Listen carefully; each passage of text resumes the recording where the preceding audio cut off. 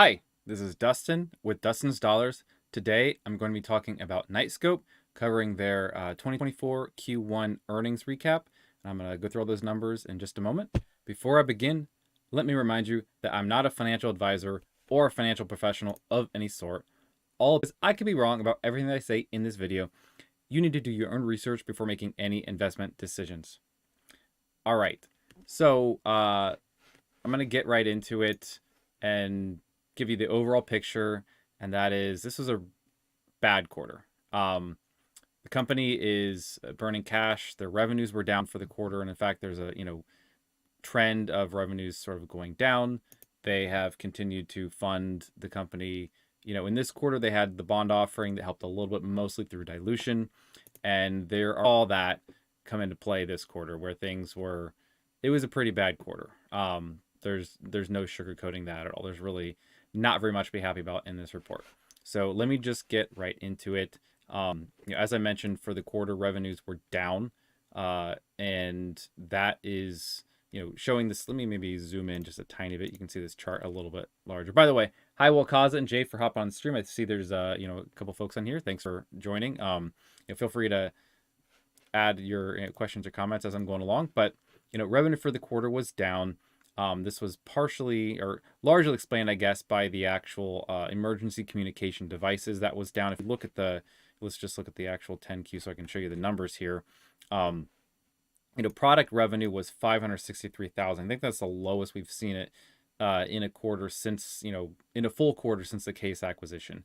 And this was explained on in the town hall that basically they did some, layoffs, firings, I guess not firings, layoffs or termination, some restructuring, right? And just kind of got rid of some folks, and that they end up not being able to produce and deploy as many as what they wanted. This was slightly, offset. You can see that the backlog was actually up for the quarter in the case in the emergency communication devices. Did they report the backlog? Yeah, they just did as of May, but you can see the backlog there was up to $2.4 million, and I want to say it was much lower at the end. The last checks out where you see sales had to some degree continued, but they weren't actually able to deliver on those sales, so they didn't actually recognize any of that revenue. I think I actually have those numbers here at a glance. Yeah, so I think at the end of the year, that was $1.1 million. At the end of the quarter, it was 1 million. I guess maybe also sales here, if I'm looking at it and being more precise. Sales slowed down even in the quarter, I suppose, but it's kind of rebounded now where we see the backlog is added $1.4 million in the past, 2 months, slightly less than 2 months. So I think the layoffs there really, that is at least evidence, seeing that backlog jump back up by $1.4 million in just 2 months, that it's not a fundamental problem with the business. It is really just a side effect of the layoffs, and hopefully they can get that right the ship in that respect and get things going again there. So getting back to my overall walkthrough, as I mentioned, the numbers were down, and that accounts for, as I said, probably $500,000 or slightly more of this drop. It's not all of it. ASR revenue was also down. I have a chart that shows just the ASR revenue per quarter. I guess it was slightly up for this particular quarter, but it's been down relative to everything but the most recent quarter in Q4. And let me go through here. I guess this is another chart. Let me just go to it. That sort of shows, sorry, something fell behind me. Shows revenue per 1,000 shares, and this is what I'm using to balance. I use this as I was looking at the impact of the Case acquisition. We saw all that dilution, but also new revenue. How much revenue are they bringing in relative to the dilution. And you can see that has actually been going down because the revenue dropped, and they've continued to dilute even more. And so you see that revenue per share is basically down back to almost, I think, the lowest it's been over the past, in quite a while, right? Over a 2 or 3 year period. So that's, again, also not good. I do think that revenue is going to bounce back, at least the Case acquisition or the emergency communication devices revenue will bounce back. And as far as the ASR revenue, I think that will also bounce back as they get to deploy the backlog. But that was a whole nother large topic here. And to go through their gross margins, I think I have a chart. I must have gotten rid of it. So let me just go to their actual 10Q here and show you this. because I've got the spreadsheet here. You know what? That might be even better. I don't have a chart for it anymore, I guess. But if I look at this and I look at their actual service gross margins, so that is this row here, and you can see they were getting better throughout 2023. It looked like things were better. Largely, this was helped by the Case acquisition, where they included in, I think, those maintenance contracts on those call boxes and such. That's service revenue, and my thing. Am I still live? Somebody let me know if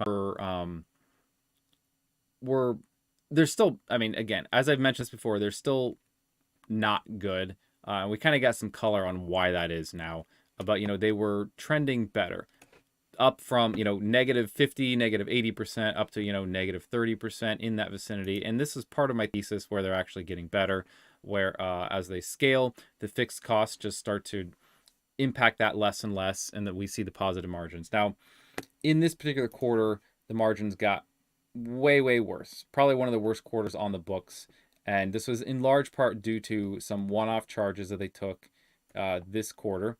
And as they mentioned, I think if you were there at the town hall or watched the video they've released, this is going to continue to some degree. And this was basically a combination of two different one-time charges.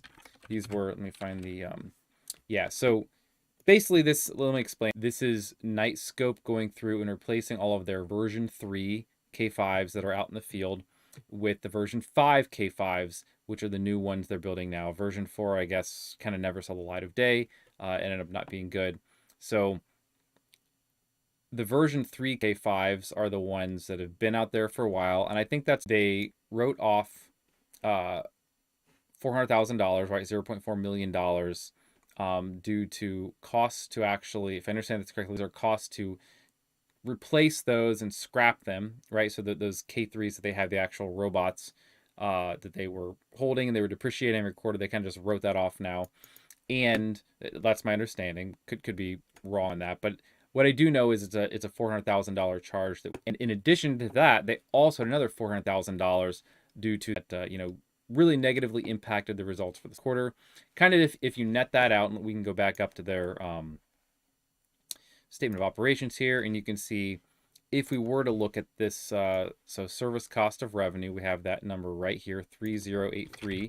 If you subtract it off the $800,000, that would be $2.3 million. Again, still really bad versus service. I am sorry, I don't know. It's the same everything else. I just kind of moved the computer. I think it's the internet right now. I don't know what else to do to fix this at the moment. I am very sorry about that. All right, I am sorry, everybody. It's telling me it's dropping a lot of frames, although I have no idea why. It's probably trying to. Let me try one thing. Let me try turning off the actual green screen filter. I wonder if that's just. Oh. All right, hopefully I'm back. Hopefully you can hear me.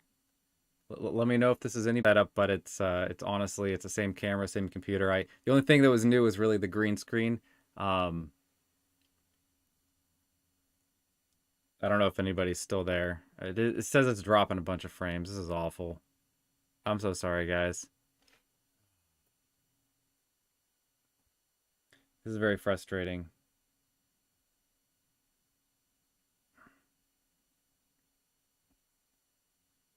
Yeah, I don't know if anybody's still there. How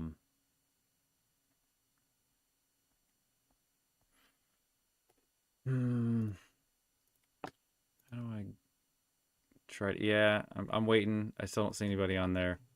If you can hear me, I guess I'll mumble just for a couple or talk just for a couple of minutes. They have been burning cash like crazy. I'm gonna go to that particular chart here, and you can see, the cash flows haven't gotten any better. This is basically what they look like. Oh, well, Kaz is here. He gives me a thumbs up. Does that thumbs up mean you can hear me now? Is it any better? Let me know. Is it better or not better? Okay, better. Okay, cool. Well, I'll start talking from here. Sorry for all that wasted time. Hopefully, I'll go back to the beginning just in case you guys couldn't hear me. I don't know if anybody else is still here. It might just be you, me, Wakaza. That's fine. Oh, better. Beef is still here. Cool. All right. Awesome. I guess my computer just needed a restart. Sorry about that. So real quick, let me open up their filing back again so I can actually have the stuff I wanted to show you. And that is right here. So what I was saying, I'll try to keep this brief in case you did catch some of it the first time. The quarter was pretty bad, and they had some one-time costs. They had about $800,000 split, $400,000 between scrapping the version 3 of the K5s, $400,000 just writing off old inventory that was only relevant for the version 3 of the K5s. And so that came through, sort of inflated this number here, their cost of service revenue right here, up to $3 million, even though actual service revenue was down year over year. And so that made it look really, really bad. Those are, to some degree, one-time costs. Some of that will actually continue in the next couple quarters. What they're doing is they're replacing all of the version 3 robots that are out there with the version 5s. Now, and beef, that's the real question. I can get right to that because that's probably what most people care about once they've read this over. They say, man, this looks pretty bad. I'm not sure, right? If they can survive, it's going to depend on, obviously they're going to have to get revenues up in the future, right? And they've talked about this right now. At the current moment, they decided to put their cash towards replacing the version 3 robots that are out in the field with the version 5s and for existing customers, right? They've got a bunch of these robots are already deployed, and they're spending money to build new robots. And instead of sending them to the customers they have contracts with, or sorry, the customers that they've contracted but don't yet have a robot, right? The ones that are in their backlog, they're sending them to existing customers instead.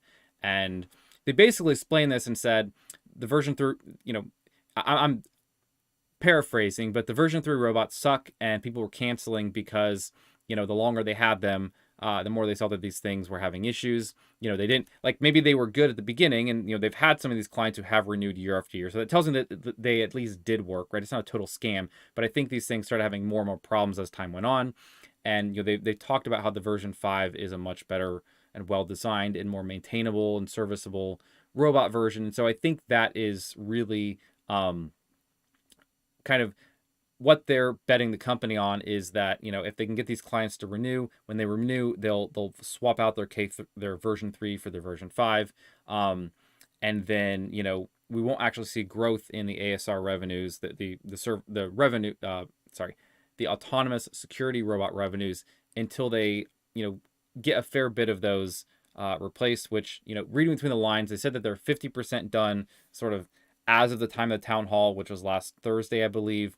And, if you look forward from there, if they did 50% of them in the first, 4.5 months of the year, they're probably not going to do, all of them in the next 4.5 months. They'll probably stretch out to the rest of the year, which gives them a little bit of breathing room in terms of, production capacity to ship some out to new clients.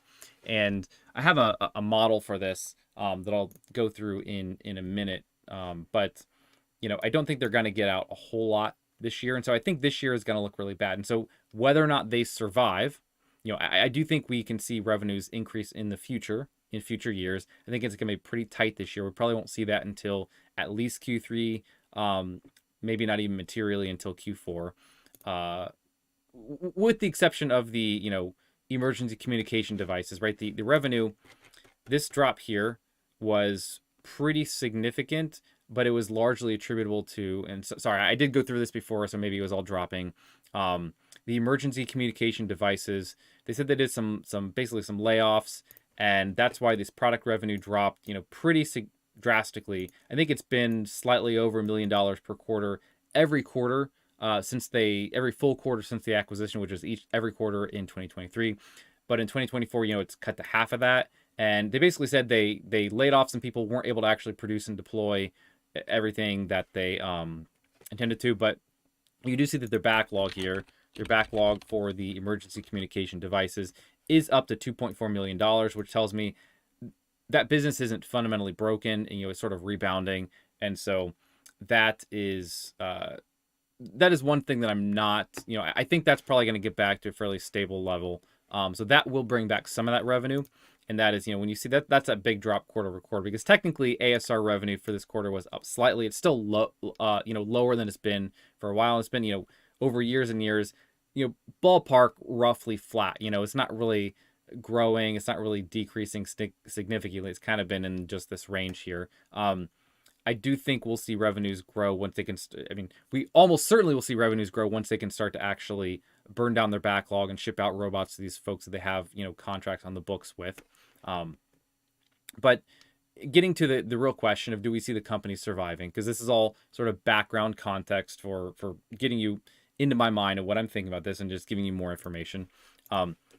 You look at their actual cash flows, right? And their cash flows have been negative. It's just a big number for them to finally surmount. And this was even worse in, Q1. These are all negative bars because this is how much cash they burn per quarter. This chart here shows you let me see if I can make these a little bit bigger for you. This chart here is showing their cash used from operations. And then I have another chart here. And so you can see in this most recent quarter, they burned about, I can just click on the thing and tell you, $8.6 million, from operations. That comes, straight off their statement of cash flows up here. If you want to find it for yourself, they burned $8.6 million there in Q1.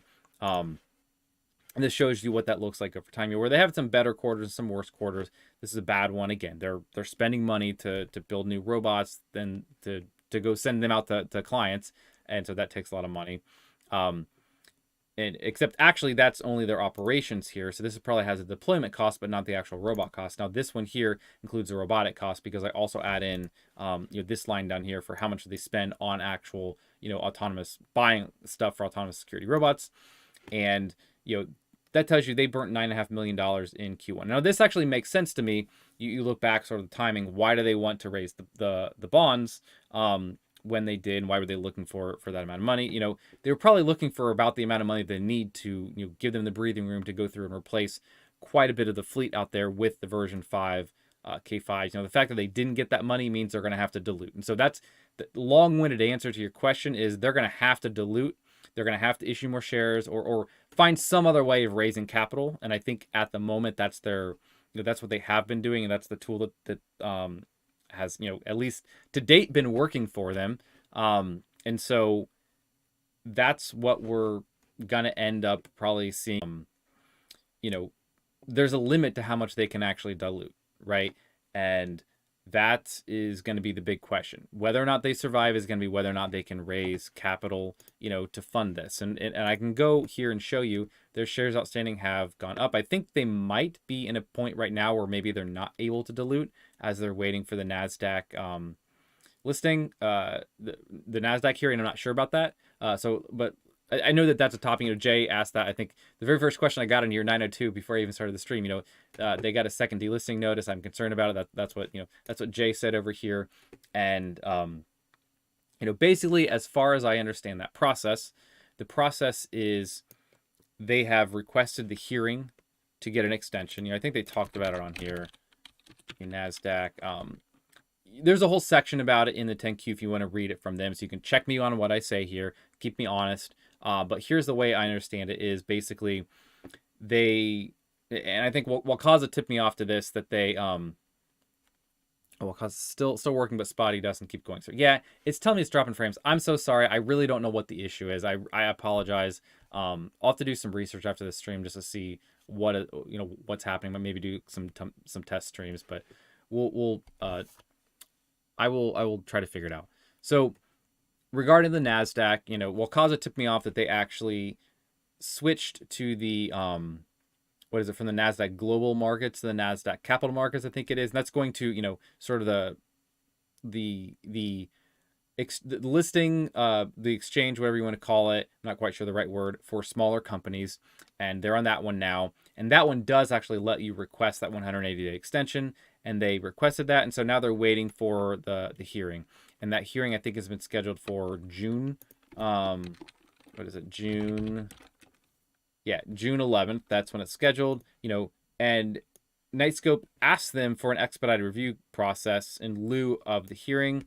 But we haven't heard anything on that yet, and that might not happen. So worst case scenario, we will hear something by June 11th, 2024, or at least that's when the hearing will be. We'll probably hear something within, I think, 4 business days after that. That will be when we'll find out. And then one of two things is going to happen. Either they're going to get the 180-day extension, which I think is likely, and I'll talk about that in a moment, or the other possibility is, NASDAQ says no, and then they start trading on the OTC, which would be significantly less liquid and would significantly tie their hands, in my opinion, on how much they can raise through dilution, because there's just not as much liquidity on on the OTC markets. Now, I think it is somewhat likely, if they can keep the market cap above the 35 million minimum that I think we have for the new NASDAQ capital markets.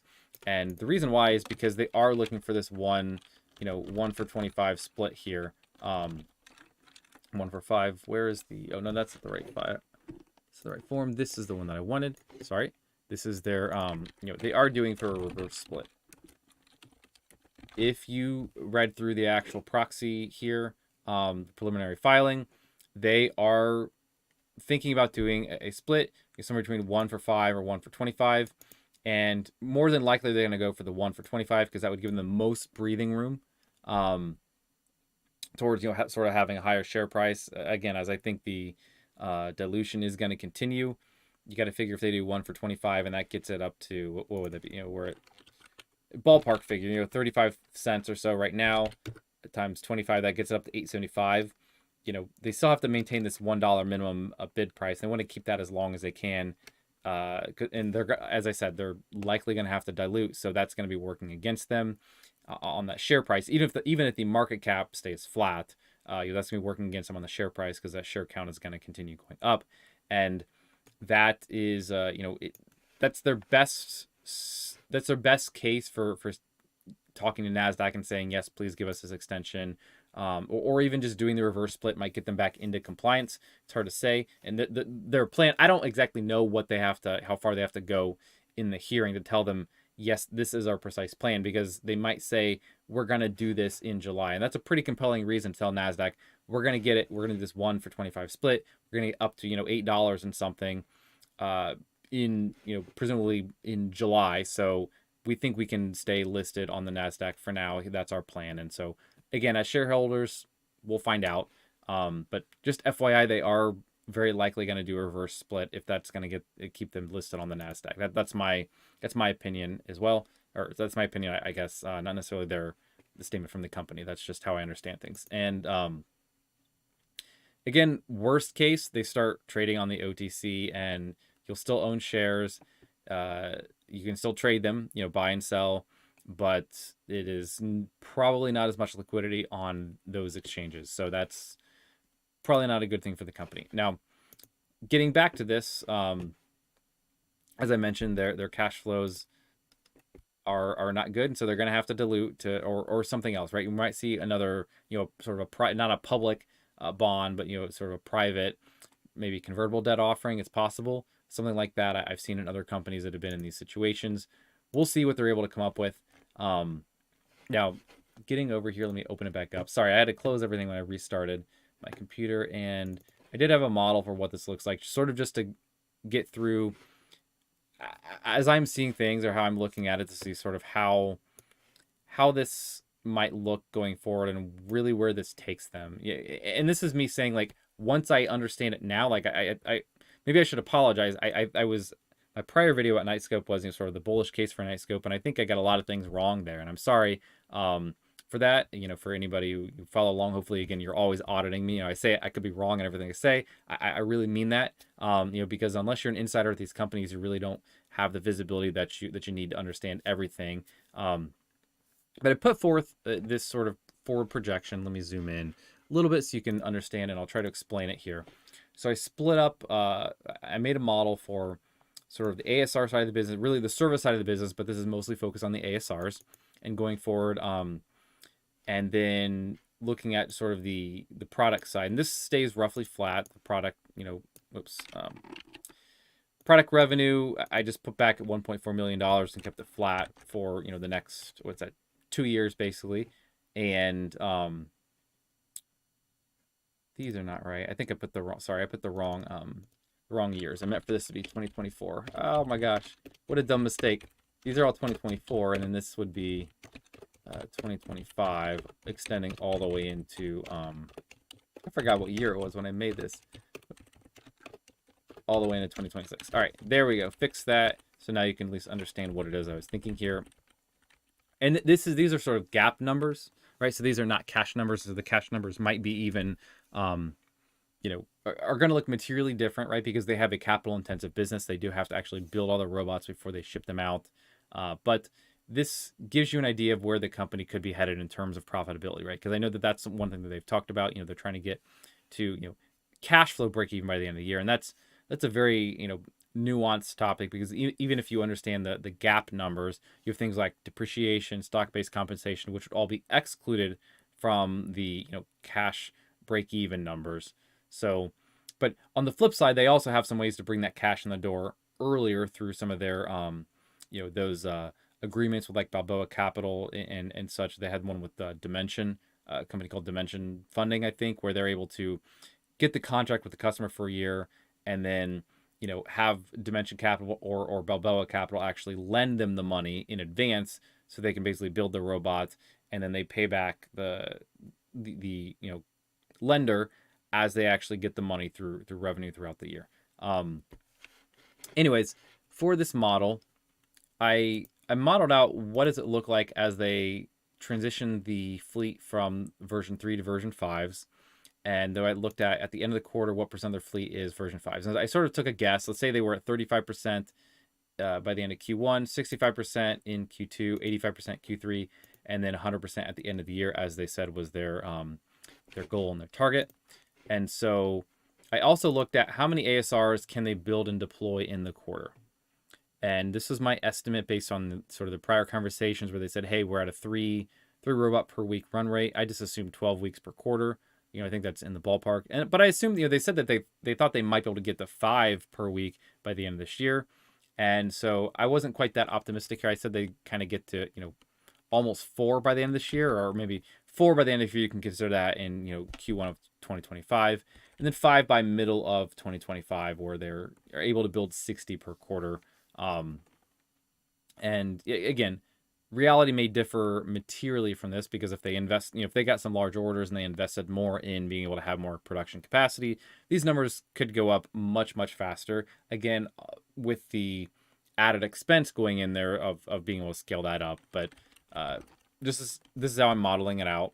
And then I also looked at how many new ASRs they deploy. And these are ASRs going out to new paying customers. So maybe it would be fair to say net new ASRs deployed in their fleet, because if they're just replacing an existing V3 K5 with a version 5 K5, then you know, that's not net new revenue. So it's just the same revenue going out. And so I kind of didn't worry about those. And this is just to show you what things could look like. And again, all the costs that they have in order to replace those V3s with the V5s for now are not even accounted here. So that's going to be even further dilution on top of this. So this is just giving you a picture to where I'm kind of looking at it, and I'm not sure what I'm going to do personally with my investment. I also, you know, again, I've been holding the company for quite a while, so the value of it now is down. I haven't really averaged down that much, you know, because I bought the amount of shares I wanted. I'm done since then. You know, that's kind of my style for most companies, unless something really changes with the thesis. And you know, so for now, I'm deciding sort of, is the thesis broken enough to where I think the company is at a material risk of bankruptcy or not? It's hard to say. I suppose the one bit that, you know, I could have also mentioned in terms of the context here is their current balance sheet. Their cash balance now is, you know, right around $2.5 million, or was at the end of the quarter.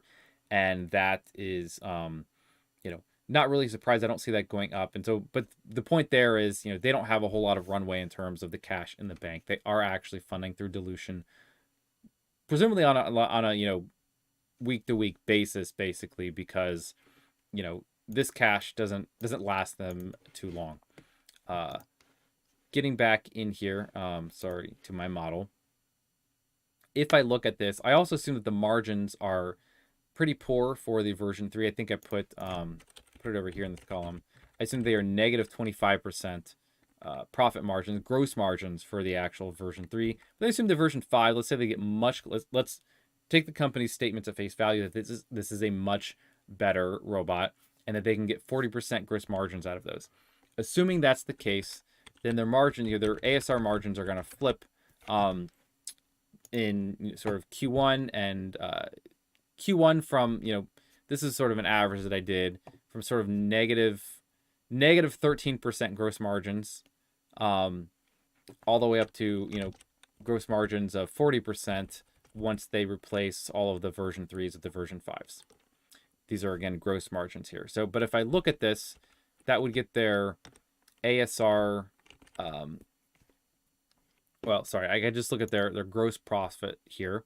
And this includes in, I think, some of the ECD stuff as well. But it gets them to sort of pretty bad number where they're at right now, up to, looking out 2 years, where it could be $1.5 million, which, again, is still much, much lower than their operating expenses if we are to look at that. And they do have some profit coming in also from the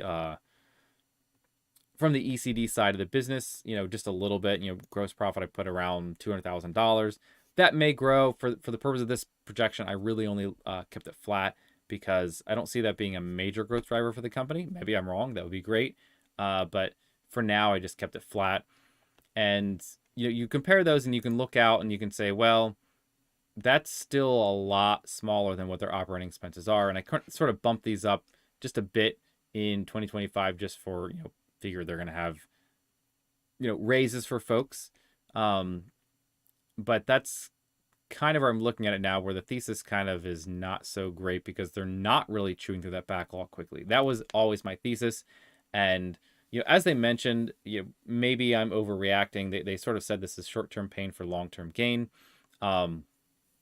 Again, I think it remains to be seen, right? The big question is how bad is it going to be for all the capital that they need to raise between now and when they can start to get anywhere close to profitability, right? And I think when we do see the numbers looking up quarter after quarter in the future, as they sort of are here, if revenue is now growing much faster because they chew through the backlog and then they're able to just make brand new sales and sell even more. And they're able to, again, produce at a higher rate than they ever have been in the past, then you could see these go up. But even still, I'm looking out, again, this is a 2-year model, and they're still not coming anywhere close to covering their operating expenses. It's not really clear what's going to happen. Now, I'll play devil's advocate, right? And this is where I say I'm not sure what I'm personally going to do. There are some major possibilities with the company. I think if they were to get a large order, let's say they got a large order of, because I have this modeled out where how many ASRs do they sell in the quarter. Let's say hypothetically in, Q3, they get a massive order from the VA.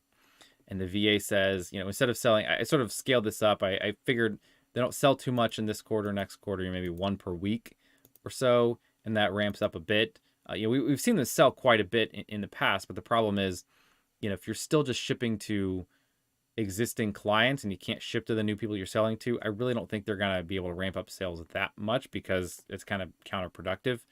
But if we looked at this and let's say they had a massive order and they say, okay, it's worth it to invest because we just have a bunch that's going to come in. We know that the version 5 is a much more profitable robot.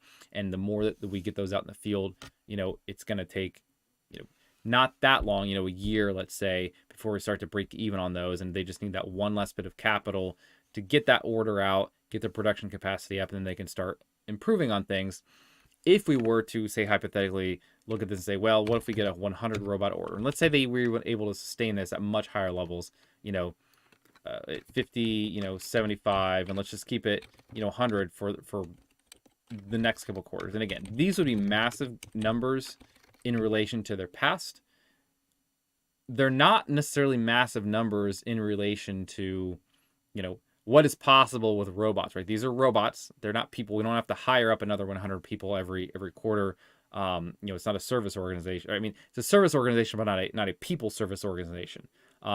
These are robots. It is possible to scale up production of robots very quickly. And so let's say hypothetically they did that, and let's say that meant that, I guess I'm not sure which line item this would be, but if they were able to actually invest in, you know, a new facility, new people. I mean, if their margins even stay the same, because I think this is largely covered under their cost of the service, revenue above. I don't think it's in any of these R&D, G&A, or sales and marketing line items. If they were able to improve their capacity, say we're going to dump some cash in there, and they got this up to, let's say 75 or even to 100 per quarter, these numbers. And again, I'm giving you, this is a hypothetical bullish case where the company does do much better. They start to grow real quickly. You see their revenue grow like crazy, and they still have a $4.3 million backlog sort of throughout. I guess they'd have to increase their production capacity up to 125 to be burning through those kinds of numbers. And then that would get them, if I look at this point, they're getting to gross profit of, $3 million in Q1 of 2026. And that's still not covering the operating expenses, but that would be getting, you'd see the trajectory to where you're gonna see them hit that point of, profitability. So again, going back to kind of my original numbers, because this is a very bullish case. This is way better than they've executed in the past, right? So at some point you have to start being a little bit skeptical isn't the right word, because they don't give guidance on these things. But when I see the bottlenecks that they have, right, as they've explained it, and they say we can produce, we're doing well, we can produce 3, and we're getting up to 5 by the end of the year, producing these robots per week. It's just not realistic that even if they got these huge orders, they'd be able to scale up that quickly. Maybe I'm wrong. Maybe they, if they knew that all the orders were there, they would be able to scale that up just by saying, hey, it's worth, again, using more space for this, opening up a second facility, hiring 3 more people, whatever, because we know that we can pay back for those folks. Maybe that's the case. But as things are now, it's hard to see where they're going to get sort of cash flow break even by the end of this year. Even though even on the town hall call, they did not really emphasize that. I think Apoorv was asked that, and he answered, and he said, he was asked, do you guys reaffirm reaffirm that you're going to be able to get to, cash flow break even by the end of the year? And, if I recall, he kind of said that's our goal. And he stopped short of really saying, yes, we're definitely on target for that, right? So it seems unlikely to me. I'd really like to get some more clarity from the company on some of these things. If they could give any sort of modeling or numbers or any guidance, right? Like on one hand, they say they don't give guidance, but then they also have said, hey, we're trying to get to cash flow break even by the end of the year. And it's not clear, what are these G&A costs, sales and marketing costs, really G&A. By the way, for this model, I held R&D constant, I held G&A constant. I put the sales and marketing costs down a little bit. They've talked about sales and marketing were up in Q1 due to the bond offering. They were advertising that, and if they're not advertising that anymore, that's not going to be an ongoing cost that they have. But that's just a side note on sort of what I have in this model. Again, you can maybe pause the video if you're not watching it live and see all the numbers I have in here, see if you agree. I also put a line on here for my estimates on what their V3 replacement costs would be throughout this year. And I think, again, they did about $400,000 in Q1. I think those numbers will be slightly lower in Q2, and then probably materially lower in Q3 and Q4 as they are, sort of replacing smaller and smaller portions of their existing fleet. But, even still, you add it up, and we're looking at almost another $1 million here. I guess if I were to add those up, it'd be, let's see, 345, 230 plus 172.5. Yeah, about $750,000 in additional expenses they're going to have for scrapping those version 3 K5s. That's just a prorated number based on how much they spent in Q1. So yeah, that is my, I don't know if anybody's still with me. It says it's dropping frames a bit, so I apologize for the issues with the stream. If anybody has any questions or comments, let me know. That was sort of the gist of what I wanted to go through, just to sort of give you the raw numbers, let you make your own conclusion.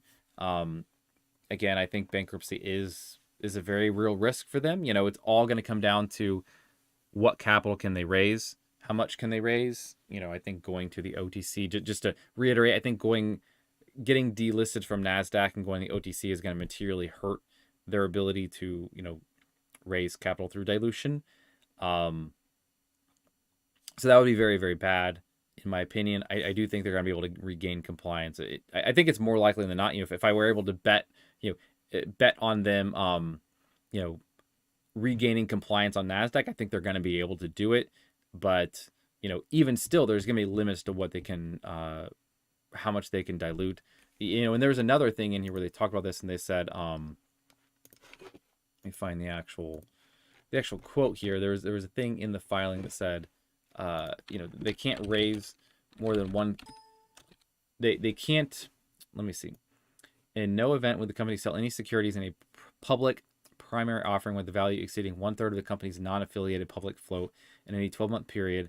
Unless their float rises to $75 million or more, which seems, it's not impossible, but that would be quite a bit now. I think the market cap at the moment, go to Yahoo Finance, and the market cap is now around, it's pretty close to that lower limit. It's at $39 million. Again, as of the closing price on Friday. That's going to bounce around, obviously, depending on what stock trades at. But, as of right now, I think that means, they can't raise more than 1/3 of this amount in a 12-month period. And so, just round off 39, divided by 3, it's $13 million.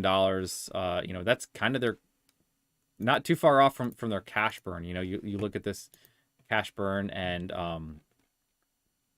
cash spent operations plus cash spent on ASRs, and, quarter by quarter, they were spending, this is a bad quarter, $9.5 million. Quarter by quarter before, they were spending 6, 7, 8 even, $13 million a year is not going to cut it for that if they're burning that. And again, we haven't yet seen the impact of some of the restructurings that they've done in Q1. They did lay off enough people that they actually, as I said, kind of broke processes and got to the point where their product revenue was down. Even that was, I thought kind of a stable side of the business. So we'll see what the impacts of that stuff, of those layoffs or restructuring, and some of the improvements they're trying to make, just kind of across the board, of what that looks like to their actual operating expenses going forward. We really don't know just from Q1. We'll see what it's like going forward. If they could bring those down while keeping, growth and, production capacity up, that then really starts to be, starts to look better for the company. It's possible start paying more in stock-based compensation. I don't know. There's a lot of other things. To some degree, management is decently aligned with shareholders. I think if you look at their, where is it at here? Let's talk about their bonuses. It's just one fun thing. If you look at this, they actually didn't pay out bonuses in 2023 because they basically said, folks, oops, that's not what I wanted. Bonus. Go back to this. They said, despite partial achievement of performance goals in 2023, no bonuses were ultimately paid in 2024 with respect to 2023 performance, as the board decided in March 2024. And so, as a shareholder, I would agree, right? Like, I'm not sure what their performance goals were, but, it's not obvious to me what they did that would have been worth a bonus, in terms of the overall company's performance. So that, again, I'm not saying they shouldn't have got their salary, but, there's a lot still to be desired. The company has not executed as I have thought they were going to. And, I think 2024 is going to be a make or break year, right? Like if we end 2024 and all they're able to do is keep their cash burn the same, if the margins on the version 5 are not materially better, then it's probably going to be, I'm probably going to get out of the stock at that point, because, the thesis is going to be broken, right? I think a lot is riding on the success of the version 5 and on the company's ability to get to the point where they can at least replace the current fleet and burn through their backlog, get their production capacity up, and then if they can, right, they're already getting their production capacity up, but they need to actually find the cash and do all those things.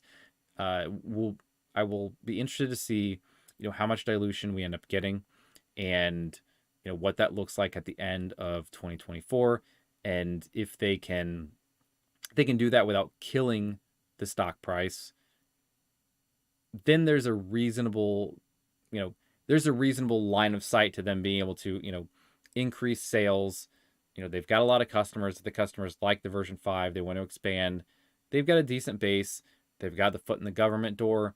And so, again, there's a lot of aspects. There's just a ton of uncertainty with the company right now. So there are certainly cases that what I presented, even for the bullish numbers, things could go way better than that. Again, the economics and the potential, TAM on robots is pretty large. And when I say, I guess the TAM isn't really what I mean, but they're only scratching the surface in terms of how many customers are out there, I think, if they have a working product. So there are still reasons where somebody could be optimistic. I don't want to make it sound like there's no positives at all for the company, but with what we see for the previous metrics, right, the ones that are looking at the past, there's just a lot that is not great. We need to see a lot of trends sort of reverse and start to look better before we can be really bullish on the company. So sorry, I know I talked for another 10 or 5 minutes at least after saying I think I was mostly through. I think I'm through now, but I still didn't see any questions or comments other than Wakaza. Wakaza just said thanks again, Dustin, mahalo. Thanks, Wakaza, for hopping on the stream. Thanks everybody else. Beef, Andreas, Transient Stacker, and Jay. Again, if you had any questions or comments, I guess you can add them real quick. I will try to address them. Otherwise, I'm going to hop off in just a moment. I apologize for all the issues with the stream. I will try to do some research and see if I can fix some issues, although I'm really not sure what happened. If things were better after a reboot, then I really don't know. I'll test out the green screen. Maybe that was part of the issue, having that CPU also trying to filter that out. All right. Well, Kazic says again,